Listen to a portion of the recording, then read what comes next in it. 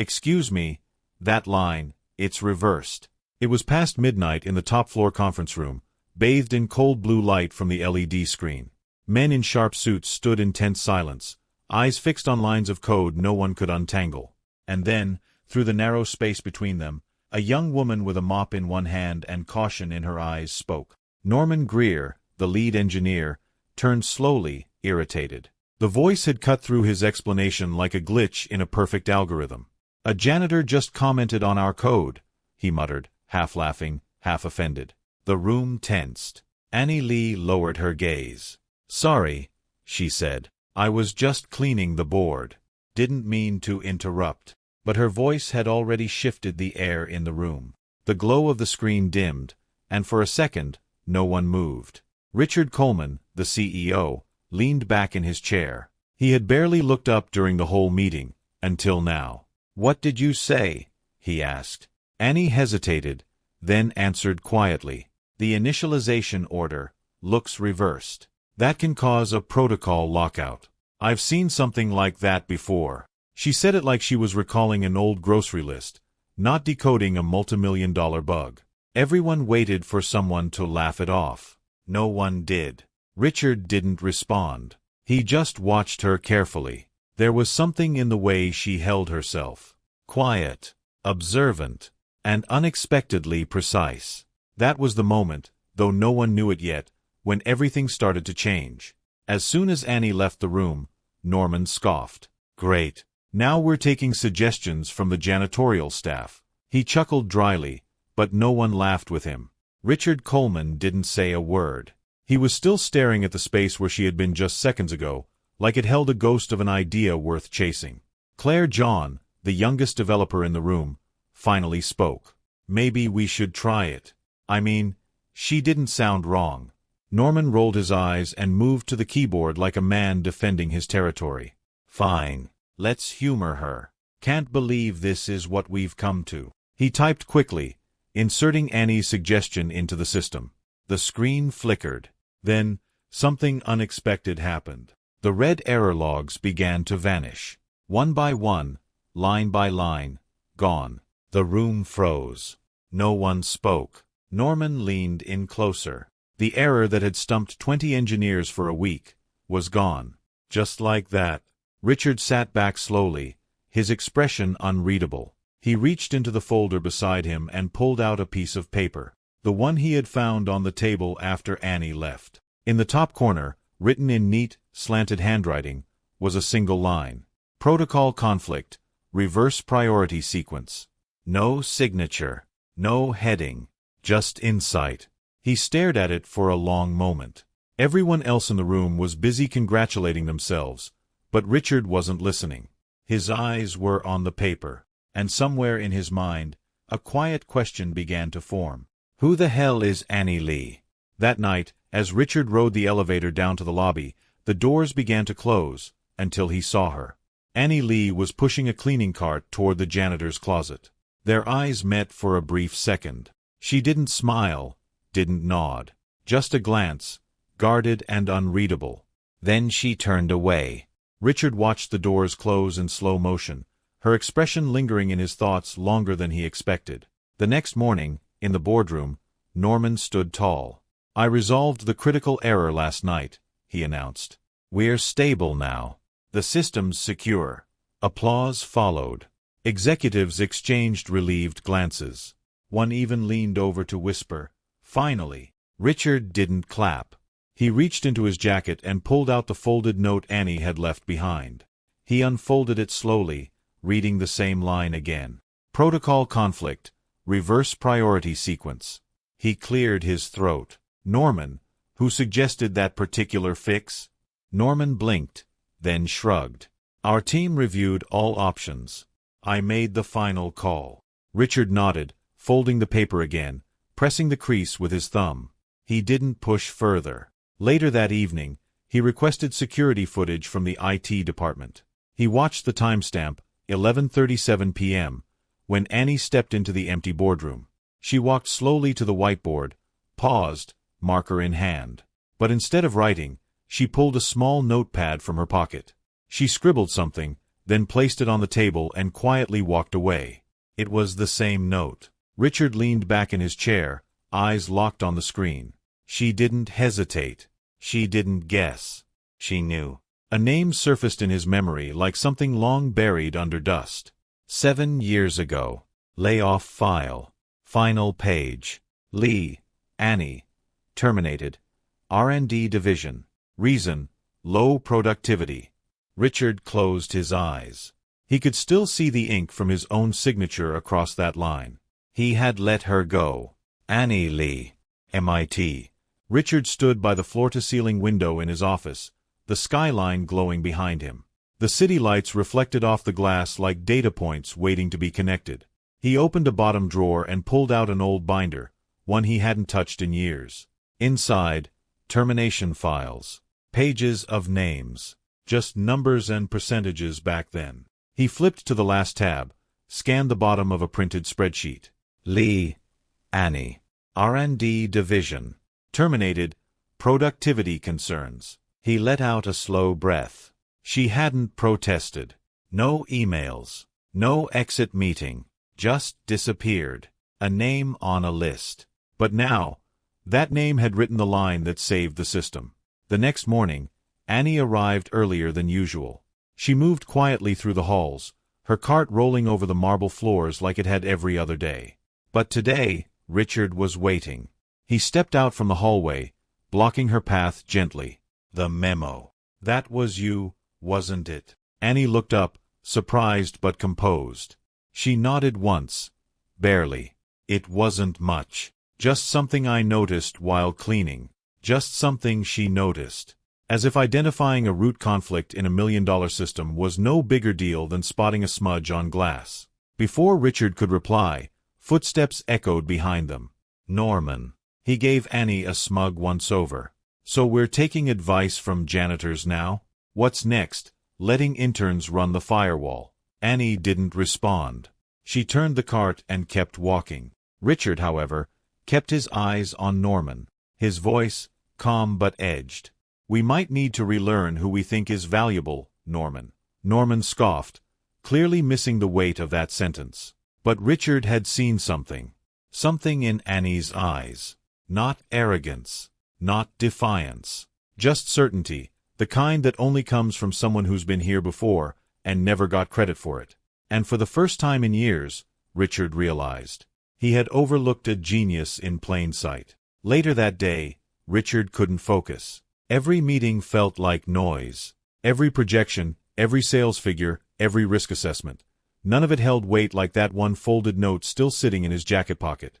At exactly 9:12 p.m., he returned to the office. The building was quieter than usual. Just the hum of the servers and the distant hum of a vacuum down the hall. He walked past the boardroom, then paused. On the edge of the long conference table sat a folder. Unmarked. Clean.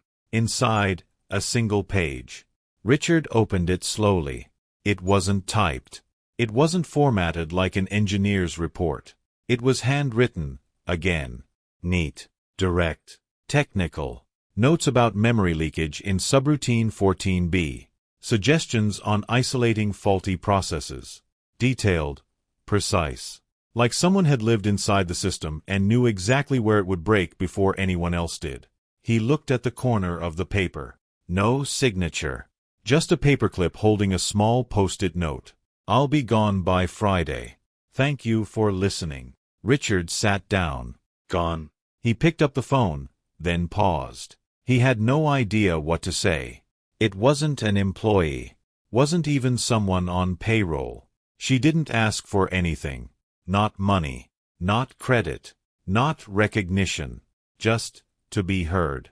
He leaned back in the chair, staring at the paper like it had just punched a hole in everything he thought he knew about leadership. All this time, he'd built a company on data and logic. But in 48 hours, a woman with a mop, a quiet voice, and 2 pages of handwritten notes had done more for his company than a roomful of 6-figure consultants. And now, she was leaving. Richard stood up slowly. He knew what he had to do. And he knew he was already running out of time. Richard sat in his office at 3 a.m., surrounded by old files and half-empty coffee cups. The termination binder lay open on his desk, pages scattered like evidence of a crime he was only now beginning to understand. Lee, Annie.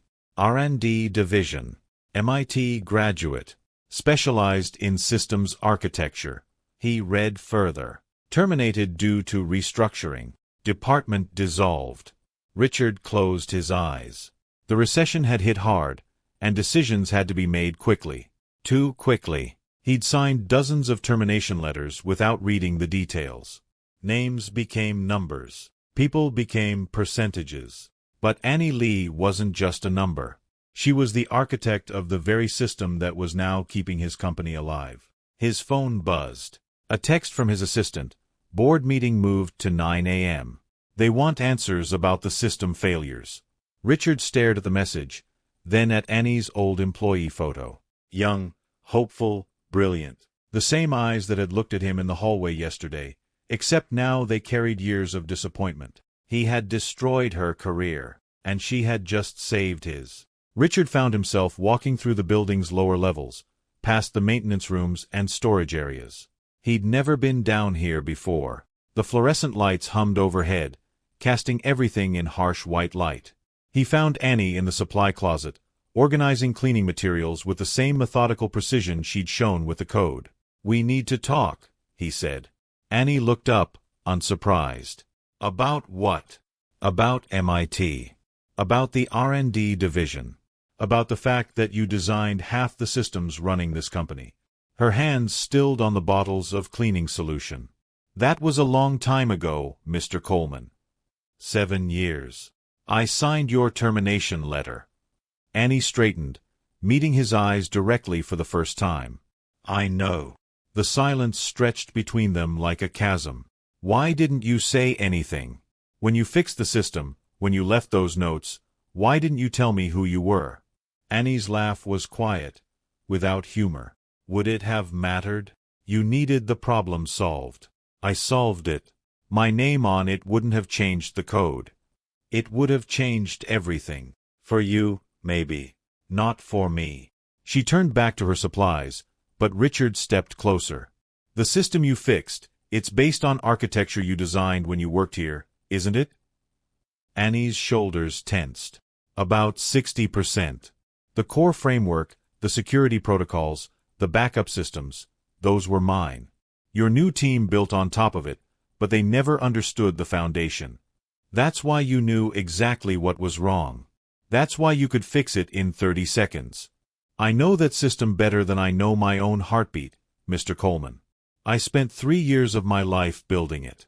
And then you threw it away. You threw me away." The words hit him like physical blows. "Annie, I was trying to save the company. And I was trying to build something that would last. Something that would protect people's data, their privacy, their trust. But that didn't matter to you. Only the bottom line mattered."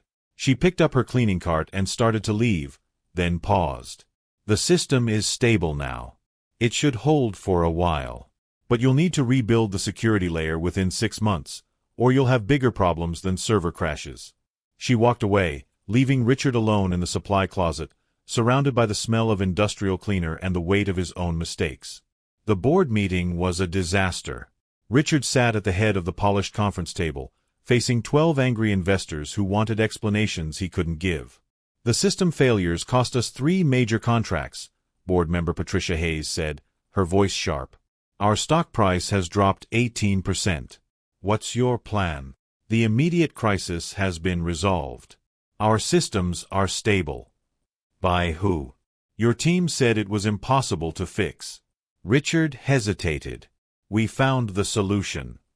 Norman Greer leaned forward. "I led the team that identified and resolved the core issue. We've implemented additional safeguards." Richard watched Norman take credit for Annie's work, and something cold settled in his stomach. After the meeting, Richard cornered Norman in the hallway. "You took credit for her work." Norman looked confused. "Whose work?" "Annie Lee. The janitor who actually fixed the system." Norman laughed. "Richard, you can't be serious. A janitor didn't fix anything. My team analyzed the problem and implemented the solution. She identified the exact issue and provided the fix. In writing. Look, I'm not going to let some cleaning lady undermine my team's credibility. We're professionals. She's nobody. Richard felt his jaw clench. She's an MIT graduate with more understanding of our systems than anyone in this building. Was. Past tense. She's a janitor now, Richard. There's a reason for that. Yes, there is. I fired her. Norman's expression shifted. You? What? 7 years ago. Budget cuts. I terminated her without realizing what we were losing. Norman was quiet for a moment, processing. Then he shrugged. Well, that's unfortunate. But it doesn't change anything now. She's not qualified for technical work anymore. She fixed in 30 seconds what your team couldn't solve in 2 weeks. Lucky guess. It wasn't luck, Norman. It was expertise. Expertise we threw away. That evening, Richard went looking for Annie again. But her supervisor told him she hadn't shown up for her shift. She called in sick. First time in 3 years. Richard drove to the address listed in her employee file, a small apartment building in a neighborhood he'd never visited. He knocked on apartment 3B. No answer. He knocked again, harder. The door opened slightly, chain still attached. Annie's face appeared in the gap. Mr. Coleman? How did you? Your employee file. Can we talk? I don't think that's a good idea. Please. 5 minutes. Annie studied his face, then closed the door. He heard the chain slide, and the door opened again. The apartment was small but immaculate. A single room with a kitchenette, a desk covered in technical books, and a computer that looked like it had been built from spare parts. You're still coding, Richard observed. Freelance work. Small projects. It pays the bills. Annie, I want to offer you a job. She turned to face him. No. You haven't heard the offer. I don't need to. The answer is no. Richard sat down uninvited. Why? Because I don't trust you. Because you had your chance 7 years ago and you chose money over people. Because nothing has changed. Everything has changed. I've changed. Annie's smile was sad. Have you? Or do you just need something from me? Both, Richard admitted. But mostly, I want to make this right. You can't make it right, Mr. Coleman. You can't give me back 7 years of my life. You can't undo the nights I spent wondering if I was good enough, if I'd failed somehow. Annie walked to her desk and picked up a folder. Do you know what this is? Richard shook his head. It's my resignation letter. From 7 years ago. I wrote it the night before you fired me. She handed him the folder. Inside was a single sheet of paper, dated but never sent. I was going to quit anyway. I'd realized that the company didn't value innovation. It valued profit. And I couldn't be part of that anymore. Richard read the letter. It was professional, respectful, and devastating in its clarity. Why didn't you send it? Because I thought maybe I was wrong. Maybe if I worked harder, if I proved myself more, things would change. And then you fired me first. Annie took the letter back. So you see, Mr. Coleman, you didn't just fire me. You confirmed everything I'd feared about the company. About you. She walked to the door and opened it. I think you should go. Richard stood slowly. Annie, if you change your mind. I won't. He paused at the door. The system will fail again. Maybe not today, maybe not tomorrow, but it will. And when it does, no one else will be able to fix it. Annie met his eyes. Then maybe it deserves to fail. 3 days later, the system crashed again. Richard was in his office when his phone exploded with notifications. Emergency alerts. Panicked calls. The familiar sound of crisis. He rushed to the IT floor, where chaos had erupted. Engineers hunched over keyboards, their faces illuminated by screens full of error messages. The same red warnings that had haunted them weeks ago were back, multiplied and angrier. Norman stood in the center of it all, barking orders that no one seemed able to follow. "Status report," Richard demanded. Norman turned, sweat beading on his forehead. "Complete system failure. Started about 20 minutes ago. Have you tried reversing the protocol sequence?" Norman's face flushed. "That was a temporary patch. We need a permanent solution." "So you never actually fixed the underlying problem?" "We stabilized it. That's what matters." Richard felt his patience snap. "No, Norman. What matters is that our clients can't access their data. What matters is that you have no idea what you're doing." Richard pulled out his phone and dialed Annie's number. It went straight to voicemail. He tried again. Same result. "Sir." Claire, the young intern, approached hesitantly. "I might know where she is.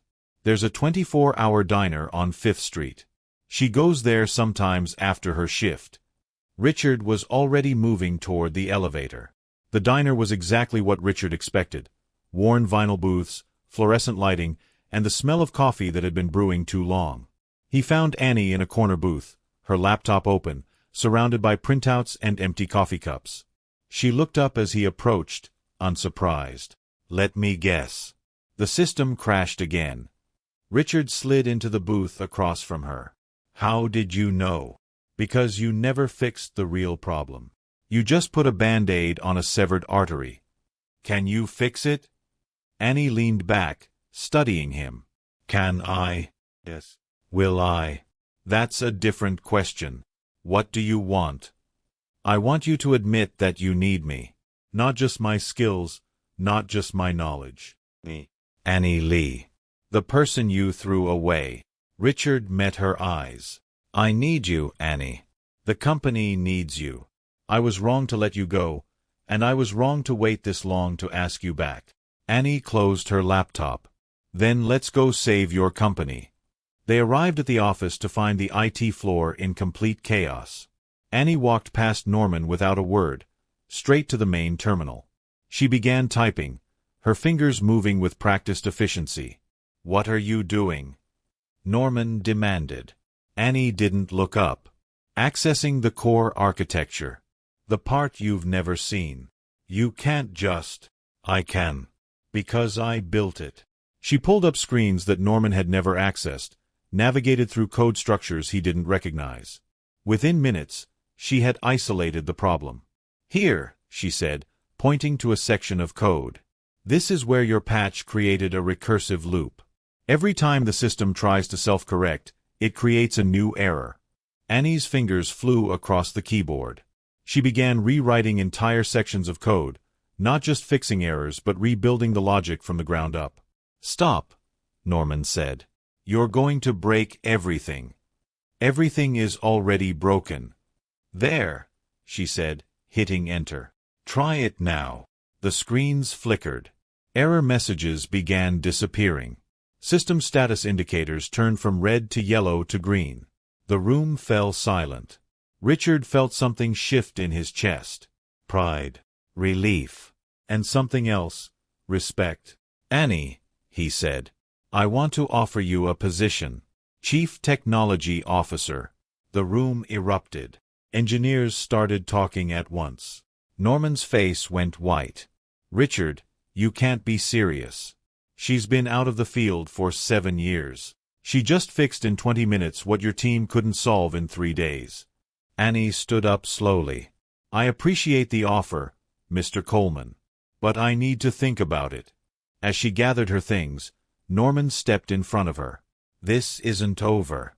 You think you can just waltz back in here and take over? You're nobody. You're a janitor who got lucky." Annie looked at him with calm eyes. "I'm the person who just saved your job, Norman. You might want to remember that." She walked away, leaving Norman standing there, his face flushed with anger and humiliation. Richard watched her go, then turned to address the room. "What happened here tonight? This is what real expertise looks like. Not degrees on a wall, not job titles, not years of experience. Understanding. Mastery." He looked directly at Norman. "And if anyone in this room thinks they're too good to learn from someone like Annie Lee, They're welcome to find employment elsewhere. The next morning, Norman called an emergency meeting with the senior engineering staff. Richard wasn't invited. "I want everyone to understand what's happening here," Norman began, his voice carrying wounded authority. "Richard Coleman is about to promote a janitor to Chief Technology Officer. A woman who hasn't worked in tech for 7 years. He clicked to his first slide. Annie Lee. MIT graduate, yes. But look at her employment history after leaving here. Retail jobs. Food service. Cleaning services. Does this look like someone who's been keeping up with technological advances?" The slide showed a timeline of Annie's jobs over the past 7 years. Each position seemed to reinforce Norman's point. She got lucky with one fix. And now Coleman wants to put her in charge of our entire technical infrastructure. Norman's voice rose. "This isn't just about job security. This is about the integrity of our profession." Claire raised her hand tentatively. But she did fix the system. And her analysis was incredibly detailed. Norman's eyes flashed. "Claire, you're young. You don't understand how the industry works. Anyone can get lucky once. But running a tech department? That requires leadership, current knowledge, industry connections." "What are you suggesting we do?" asked Tom, one of the senior developers. "I'm suggesting we present a united front. We tell Coleman that if he promotes her, he'll lose his entire technical team. All of us." The room fell quiet. This was mutiny, and everyone knew it. "I'm in," said Tom. "Me too," said Sarah from the back. One by one, engineers around the room nodded their agreement. Only Claire remained silent, her face troubled. "Claire," Norman asked, "are you with us?" Claire looked around the room at her colleagues, then thought about Annie, working alone in that diner, solving problems that had stumped all of them. "I need to think about it," she said quietly. Norman's smile was cold. "Don't think too long. Loyalty is a binary choice, Claire." That afternoon, Norman requested a meeting with Richard. He walked into the CEO's office with confidence in his step. "Richard, I want to discuss this Annie Lee situation. I've been thinking about your offer to her. The entire engineering team is concerned." "Concerned about what?" "About promoting someone so far removed from current technology. About the precedent it sets." Richard leaned back in his chair. "Norman, she fixed a problem your team couldn't solve. She identified vulnerabilities you missed. What exactly are you concerned about?" "Her qualifications. Her experience. Her ability to lead a team of professionals who have been working in this field continuously while she was cleaning offices. She was supporting herself. There's no shame in that." "Of course not. But there's a difference between respecting honest work and pretending it qualifies someone for executive leadership." Richard studied Norman's face. "What do you want, Norman?" "I want you to reconsider. Offer her a junior position. Don't hand her the keys to the kingdom based on one lucky break." "And if I don't?" Norman's expression hardened. "Then you'll be making a decision that your technical team cannot support. The senior engineers have discussed this. If you promote Annie Lee to CTO, we'll have no choice but to seek employment elsewhere. All of you, all of us. We have professional standards, Richard." Richard felt something cold settle in his stomach. Someone who isn't qualified, or someone who makes you look incompetent. Norman's face flushed. "That's unfair, is it?" "Because from where I sit, it looks like you're more concerned about your ego than the company's success." Richard stood up. "Get out of my office, Norman. And tell your team that if they want to quit, they're welcome to. But they won't be stopping me from doing what's right." Norman left, but his parting look promised that this wasn't over. That evening, Richard drove to Annie's apartment. She answered the door in casual clothes, looking tired but unsurprised to see him. "Let me guess. Norman's making trouble." "How did you know?" "Because it's what people like Norman do. They can't stand being shown up, especially by someone they consider beneath them." Richard stepped inside. "He's threatening to quit. The whole team." Annie nodded slowly. And you're here to withdraw the offer. No. I'm here to ask if you're still interested, despite the complications. Annie looked surprised. You'd risk losing your entire technical team for me? I'd risk losing a team that's more concerned with hierarchy than competence. Richard, you don't understand. If they all quit, it'll be chaos. You'll have no one to maintain the systems. I'll have you. I'm one person. I can't run an entire department alone. Richard sat down on her couch. Annie, I've been thinking about what you said. About the company valuing profit over people. You were right. And I'm tired of being that kind of leader. What are you saying? I'm saying that if I have to choose between keeping Norman's team and keeping you, I choose you. Because you represent everything this company should be. Annie was quiet for a long moment. You know this could destroy the company. The company is already being destroyed. Just slowly. At least this way, we have a chance to rebuild it properly. Annie walked to her window, looking out at the city lights. If I do this, I want complete control over technical decisions. No interference from the board. Done. And I want to rebuild the team from scratch. Hire people based on ability, not credentials. Whatever you need. Annie turned back to him. And I want Norman gone. Not transferred, not demoted. Gone. Richard hesitated. Annie, I can't just fire him without cause. Then find cause. Because I won't work with someone who thinks I'm beneath him. Richard looked at her, seeing the steel beneath the quiet exterior. Okay. I'll handle Norman. Annie smiled for the first time since he'd known her. Then I accept your offer. When do I start? Tomorrow. The next morning, Richard called Norman into his office. Norman arrived with a smug expression, clearly expecting Richard to capitulate. I've made my decision about Annie Lee, Richard said. Good. I knew you'd see reason. She starts as CTO on Monday. Norman's face went white. Richard, you can't be serious. I told you what would happen. Yes, you did. And I've decided I'm willing to live with the consequences. The entire team will quit. Then they'll quit. But you won't be here to see it. You're fired, Norman. Effective immediately. Norman's voice rose. This is about your ego, isn't it? About proving you were right to hire some washed-up janitor. No, Norman. This is about building a company that values competence over politics. I'll sue. I'll take this to the board. You'll clean out your desk and leave. Security will escort you out. Norman stood there for a moment, his face cycling through disbelief, anger, and finally, defeat. You're making a mistake, Richard. A huge mistake. Maybe.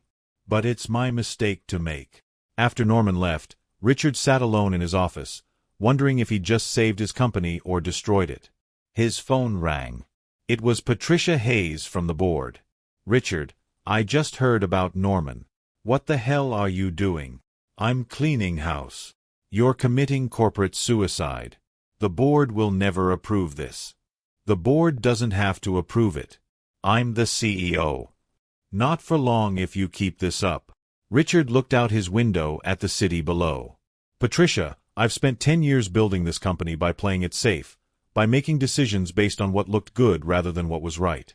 And where has it gotten us? So you're gambling everything on a janitor?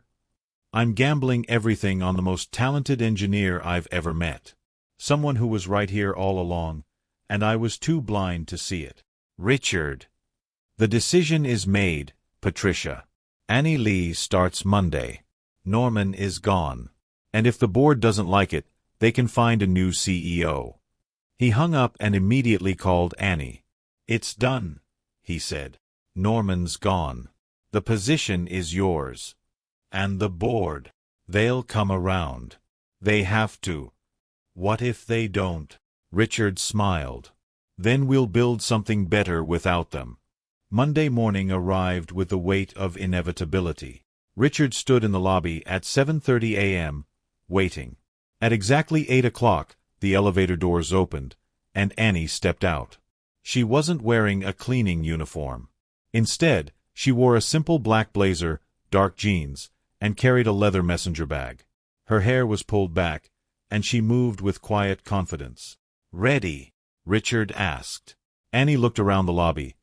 Marble floors she'd mopped countless times, windows she'd cleaned. "I've been ready for 7 years."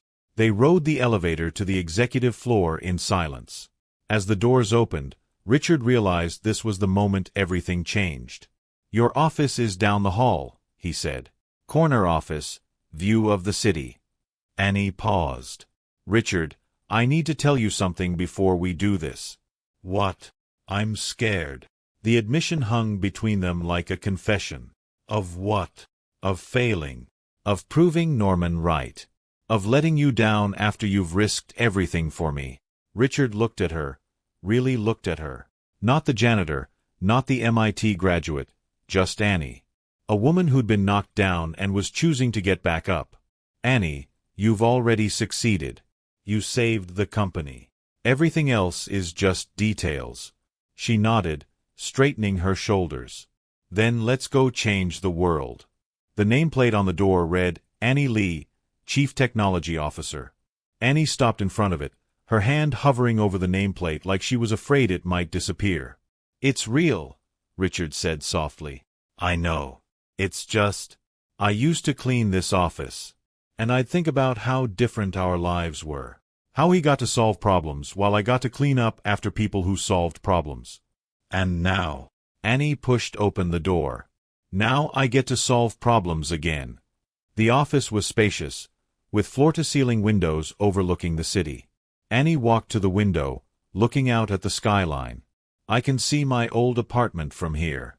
The one I lived in when I worked here before. Different view now. Different everything." Richard's phone buzzed. A text from his assistant. "Board meeting in 10 minutes. Emergency session." He showed Annie the message. "They're not going to make this easy. I didn't expect them to. Do you want to come? Face them head-on." Annie considered this. "No. Let them say what they need to say. I'll prove myself through work, not words." Richard nodded. "I'll be back in an hour." For the first time in years, Richard Coleman felt like he was actually leading his company instead of just managing it. And for the first time in 7 years, Annie Lee felt like she was coming home. 2 weeks later, the conference room buzzed with nervous energy. Word had spread that the new CTO was holding her first all-hands meeting. Engineers who had threatened to quit were now curious to see what would happen. At exactly 9 a.m., the door opened, and Annie walked in.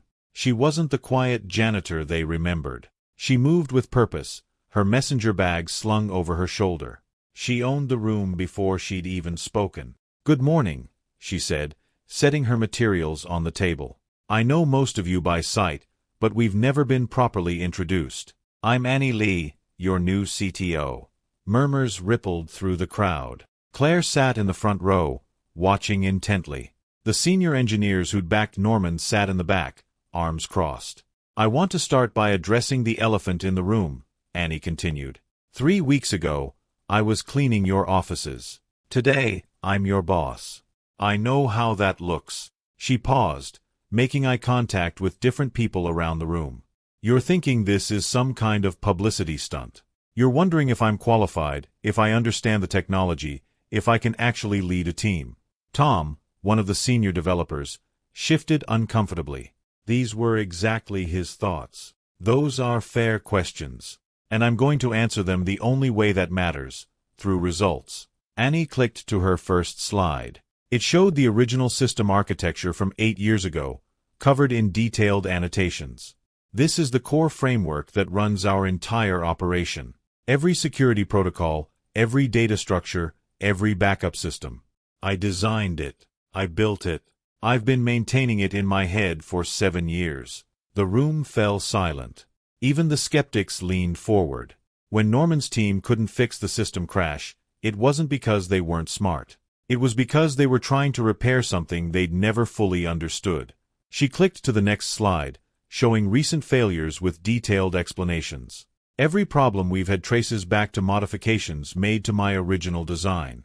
Well-intentioned changes that didn't account for the underlying architecture. Sarah, one of the mid-level engineers, raised her hand. Why didn't you say anything? If you knew the systems were breaking, why didn't you speak up? Annie's expression softened.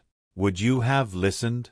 If a janitor had walked into your meeting and said your code was wrong, would you have taken her seriously? The room was uncomfortably quiet.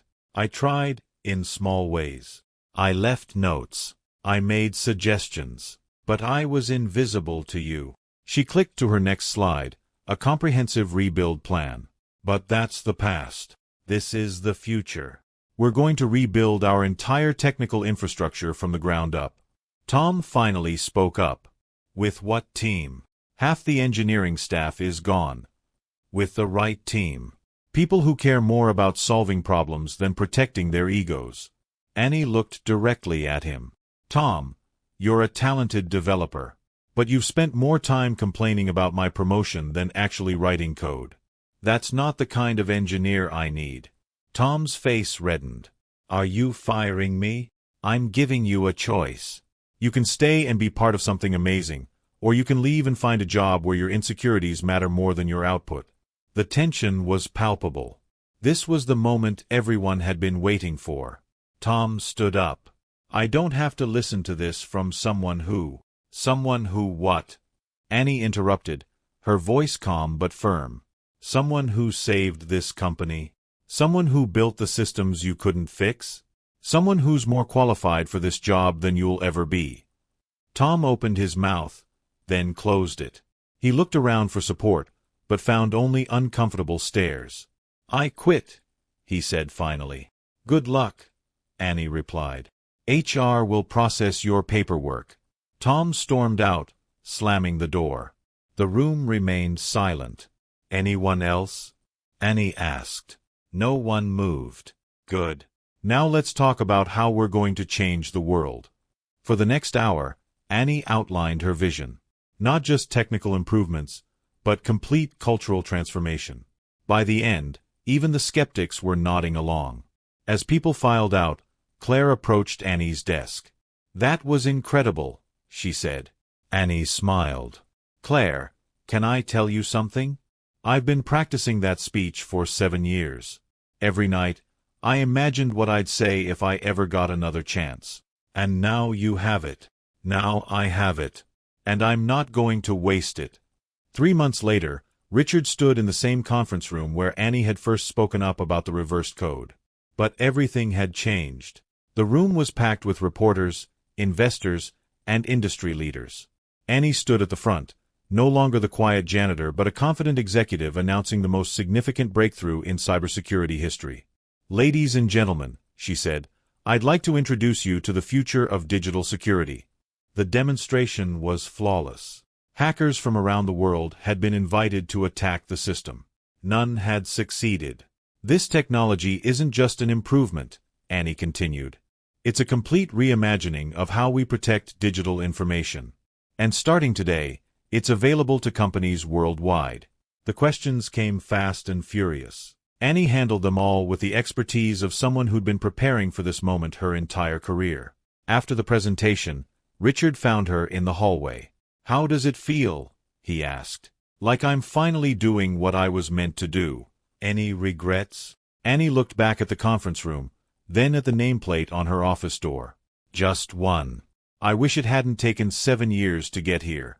Maybe it needed to take 7 years. Maybe you needed that time to become who you are now. Annie smiled. Maybe.